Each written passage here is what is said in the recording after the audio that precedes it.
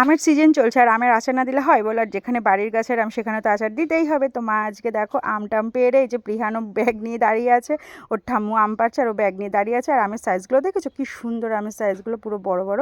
তো আমগুলোকে এইভাবে লম্বা লম্বা করে কেটে নিতে হবে। আমের আটিগুলো যদি একটু শক্ত হয় তাহলে খেতেও ভালো হয়, আচারটা করতেও সুবিধা হয়। তো এই যে মা এখানে কেটে নিচ্ছে আর আমি এখানে মশলাটা আর কি রেডি করে নেবো। মশলার মধ্যে আছে গোলমরিচ, জিরে আর শুকনো লঙ্কা, এগুলোকে শুকনো খোলায় ভেজে সুন্দর করে আর কি মিক্সিতে পেস্ট করে নেব। তো মানে আর আচারটা না সবসময় কাঠের আগুনেই, মানে দেখো সবাই তো আর কাঠে হয় না, গ্যাসেও করে, কিন্তু সবসময় আমার মনে হয় এগুলো আর কি কাঠের উনুনেই ভালো হয়। তো এই কারণে আর কি আমরা এখানেই করব। আর এই দেখো এখানে পাঁচফোড়ন ফোড়ন দিয়ে গুড় চিনি, আমি গুড় চিনি দুটোই দিয়েছি, দিয়ে এই যে ভালো করে আর কি কষিয়ে এই যে এখন মানে নাবানোর আগে জাস্ট মশলাটাকে দিয়ে নাবাতে হবে। তো খুব স্পাইসি হয়েছিল আচারটা। আর মানে ধরো এইভাবে করে সারা বছর আর কি স্টকে কিন্তু রাখলে সারা বছর ধরেই খাওয়া যাবে। আর কালারটা দেখো কি দারুণ হয়েছে কালারটা।